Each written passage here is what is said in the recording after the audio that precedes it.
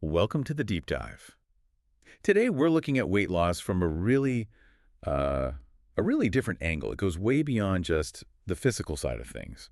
We're getting to the work of Dan Hollis, and his insights offer this, well, completely free perspective, hmm especially when you bring something like semaglutide into the picture. Exactly. And our mission today is really to unpack Dan Hollis's framework because it is so distinctive. He doesn't frame semaglutide as, some kind of quick fix, not at all.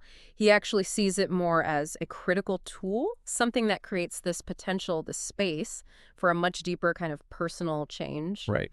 So yeah, we'll touch on what semaglutide does physically, sure, but the real core of this is exploring what you actually do with that mental space, that quiet it can open up. And that idea of space is really central, isn't it? That's where he starts. He has this statement that just jumps out at you.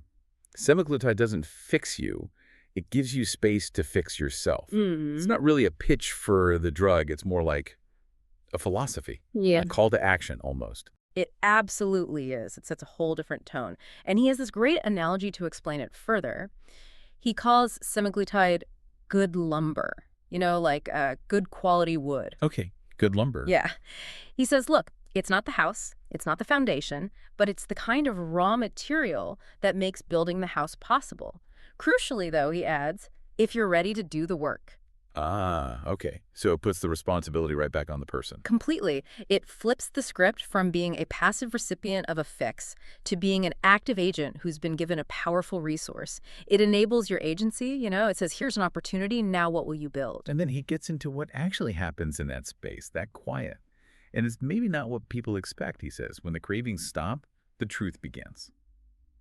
That silence, after maybe years of constant food noise, Mm. that can be pretty startling, right? Oh, it's huge. It can be profoundly disruptive. Yeah. Because, as Dan explains it, that physical hunger, those cravings, they often act as a stand-in for something else entirely. A stand-in, like what? For deeper needs, maybe meaning, comfort, sometimes just an escape.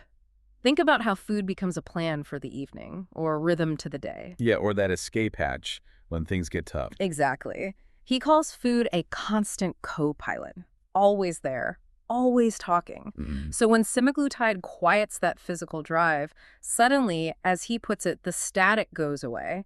And what's left isn't just peace and quiet, it's often the underlying stuff. The grief, maybe, or just a sense of disorientation, like, who am I without this constant companion, this constant urge? Wow. So you're left facing, well, yourself without the usual buffer. Pretty much. It forces a confrontation with what was really driving those patterns. Okay, so if that initial silence is so revealing, maybe even difficult, Dan is really clear that navigating it isn't something you should do alone. In fact, he points to isolation as a major reason people struggle. He says most people don't fail because the medication doesn't work. They fail because they were alone. Right, that's critical. His whole approach, he says, is wrapped in community. Which leads straight into this really powerful concept he introduces, neurobiological scaffolding. Neurobiological scaffolding. Okay, unpack that. He states it pretty bluntly. Support isn't optional, it's neurobiological scaffolding. What he means is, when your body's chemistry changes that quickly, which it can with these medications, you need new structures. Structures. Like new daily rituals, rhythm, routines, things like reliable sleep, planning movement, mindful eating practices, connecting with people regularly. These aren't just nice to haves. They become the literal framework, the scaffolding that holds you up while your internal world is shifting so dramatically.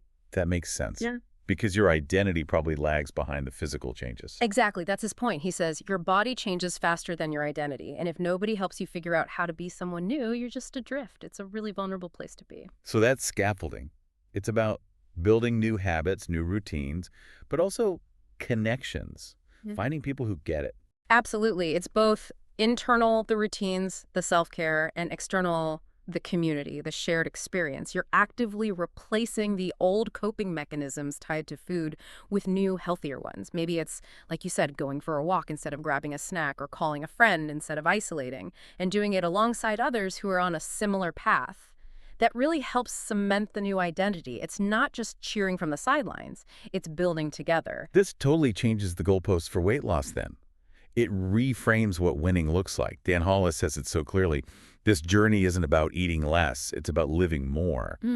But For someone who spent maybe decades focused only on the scale number, how hard is it to actually shift that definition of success, to escape that ingrained focus? Oh, it's a huge challenge. It's fundamental. That's why he talks about consciously redefining the win condition. Hmm. It's not just about the number. It's about feeling, as he puts it, alive enough to stop measuring everything by food.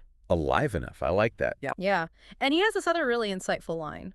Weight loss is biology. Staying there is narrative. Biology versus narrative. Wow. Right. So many people manage the biological part, they lose the weight. But they rebound because they never rewrite their story. They don't fundamentally change the internal narrative about who they are, what their life is about, how they cope, how they find joy, separate from those old food patterns. If the story stays the same, the biology often follows it back. So the narrative, the story you tell yourself, has to catch up and actually lead the way for the long haul. That's the idea. It has to be about more than just not eating certain things. It has to be about what you're living for. Okay, which brings us to setbacks, the fear of slipping up, of regaining weight. It looms large for so many people. And Dan offers such a different way to look at them. He says, most people don't relapse into hunger. They relapse into confusion. That feels much less judgmental. Totally. He takes the shame right out of it. He insists setbacks are predictable, not shameful. He sees them almost as calibration moments. Moments the body and brain try to recalibrate. That just signals you're human. It's really compassionate. I like that. Predictable, not shameful. Yeah. And he uses this great analogy of a spiral staircase. You might feel like you're going in circles sometimes, hitting the same issues. Right. But each time around, you're actually higher up. You're still climbing. So when cravings return, it's not failure. It's not weakness. He says it's memory. Old neural pathways essentially asking, hey, does this still matter? And it's your chance to answer differently. Okay. So a setback is really just a sign that the story you were telling yourself still needs updating. It's a prompt to go deeper, not to beat yourself up. This all points to why Dan Hollis feels different as a guide in this space. People describe him as having this calm clarity. Yeah. Like he slowed the whole conversation down. He doesn't seem to rush towards answers. No, he really doesn't. And I think what's truly distinctive is the kind of questions he asks. They're profound. They cut right to the core. He'll pose things like, what happens when your body stops screaming for food, but your soul still wants something to chew on? That's deep. Right? Or what if the weight wasn't just physical, but historical, emotional, familial, getting you to think about the roots? Yeah. And maybe the most powerful one. What if semaglutide is less of a prescription and more of a pause button? A pause button. Yeah. See, he's not just giving you steps 1, 2, 3. He's more like a guide who walks beside you asking better questions, helping you find your own internal compass again, understand the why behind it all. So bringing this all together then. Yeah. What Dan Hollis seems to be showing us is, okay, semaglutide can provide this incredibly valuable pause, this space. It gives you the good lumber. But the actual lasting change, that doesn't just happen to you. It comes from deliberately building those new structures, the scaffolding, and consciously rewriting your personal narrative, your story, and absolutely finding and leaning on that support. Exactly.